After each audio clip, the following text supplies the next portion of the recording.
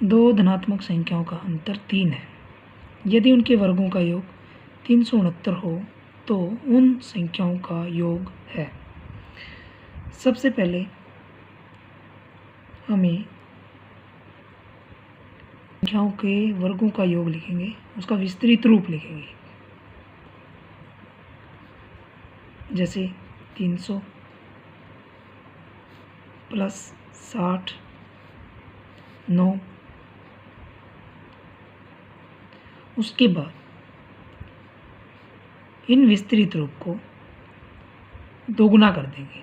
300 600 60 का 120, लेकिन इकाई का अंक ऐसे ही लिख देंगे जैसा है। तो अब इनको जोड़ेंगे। 600 120 और 9 729। अब 729 का हमने वर्गमूल निकालना है, जो कि हमें पता है वो होगा 27 का। इसी तरीके से कोई और संख्या दी हुई हो जिसमें इकाई का अंक 7 है, तो उसके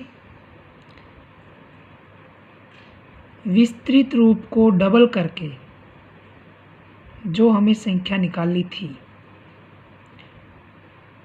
उसमें 7 की जगह तो हमने 5 लिखना है, 9 की जगह हमने 9 लिखना है, 5 की जगह हमने 1 लिखना है। जैसे यहाँ पर जो संख्या आती है, जैसे मान लो इसमें हो गया, हम एग्जांपल के तौर पे लेते हैं, जैसे कि एक 317 है। जैसे उदाहरण के तौर पे एक संख्या है हमारे पास 317, जो दो धनात्मक संख्याओं के वर्गों के योग के बराबर ये है। उसमें हमारा जो जैसे कि 7 दिया हुआ है, तो हम उसको विस्तृत रूप लिखेंगे, तो 300 प्लस 10 प्लस 7। अब उसको डबल करेंगे तो हम लिखेंगे जैसे कि 620 और 7 जो है उसकी जगह हमने 5 लिख देना है। जैसे कि हमने इसका उत्तर करेंगे, निकालेंगे, तो 625 होगा। 5 हो गया। 625 होता किसका है वर्गमूल? 625 किसका होता है? 625 का वर्गमूल 25 होता है, ठीक है, क्योंकि 627 का वर्गमूल नहीं होता है। उसी तरीके से हम एक और देते हैं, जैसे हमने अभी 7 का उदाहरण लिया था। अब हमने उसका एक और उदाहरण लेना है जिसमें जो संख्या होगी उसका इकाई का अंक 5 होगा। जैसे कि हमारे पास है एक, जैसे कि दूसरी संख्या लेते हैं हम, जैसे 425। अब 425 को हम विस्तृत रूप में लिखेंगे 400 जमा 20 जमा 5।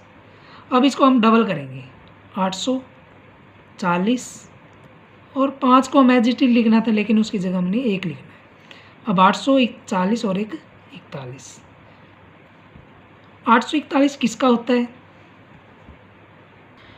841 जो है उसका वर्गमूल होता है 29।